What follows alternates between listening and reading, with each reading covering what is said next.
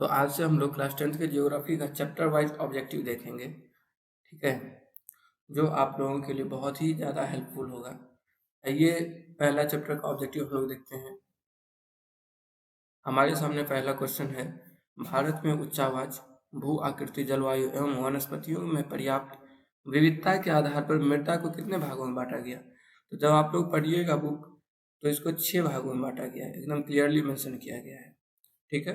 काजू की खेती में किस मिट्टी का प्रयोग किया जाता है।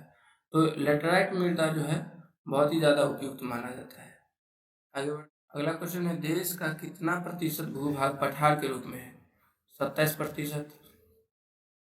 नेक्स्ट क्वेश्चन है, देश का कितना प्रतिशत भूभाग मैदान के रूप में है। 43%, 43%। अगला क्वेश्चन है हमारे सामने, देश का कितना प्रतिशत भूभाग पर्वत के रूप में है। तो ये 30% है। कितना है? 30%। नेक्स्ट क्वेश्चन है, उत्तर भारत का मैदान किस मिट्टी का है। तो उत्तर भारत में जलोढ़ मृदा का ज़्यादा विस्तार है। आगे बढ़ते हैं। नेक्स्ट क्वेश्चन कह रहा है, भारत में लगभग जलोढ़ मिट्टी कितना हेक्टेयर क्षेत्र में फैली हुई है। तो ये 6.4 करोड़ हेक्टेयर क्षेत्र में फैली हुई है। नेक्स्ट क्वेश्चन हमारा है, भारत में काली मृदा यानी काली मिट्टी लगभग कितना हेक्टेयर क्षेत्र में फैली हुई है। तो 6.4 करोड़ हेक्टेयर भूमि में फैली हुई है। काली मिट्टी का स्थानीय नाम क्या है। रेगुर मिट्टी, रेगुर मृदा। लेटराइट शब्द की उत्पत्ति किस शब्द से हुआ है। ग्रीक भाषा के लेटर शब्द से हुआ है, ठीक है। लेटर का शाब्दिक अर्थ क्या होता है। लेटर का शाब्दिक अर्थ होता है ईंट। जो ग्रीक भाषा लिया गया लेटर, उस लेटर का शाब्दिक अर्थ क्या होता है, ईंट। आगे बढ़ते हैं। लेटराइट मिट्टी का रंग कैसा होता है, लाल होता है।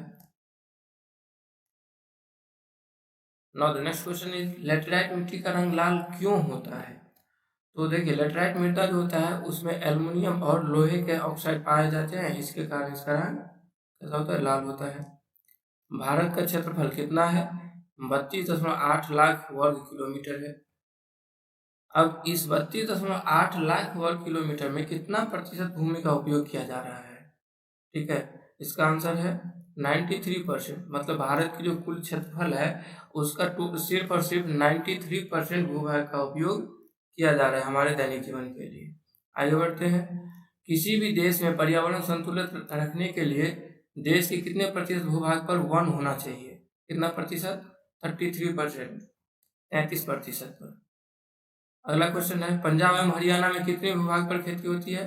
80% पर होती है। और अंडमान एवं निकोबार में कितनी प्रतिशत भूभाग पर खेती होती है। 10% से भी कम।